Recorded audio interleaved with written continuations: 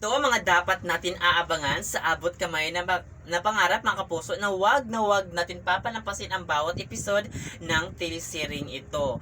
So ngayon, dalawang buhay ang nanganganib na mawala.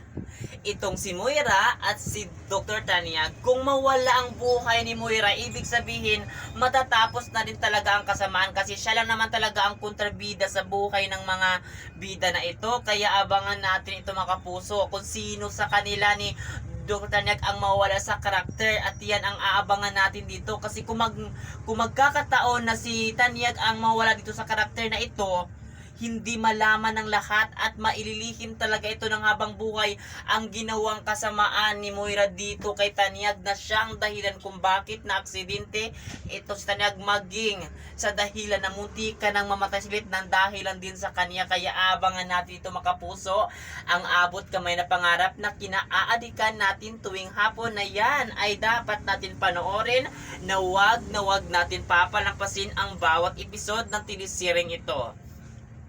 Hanggang kailan nga ba talaga matatapos ang kasamaan ni Moira?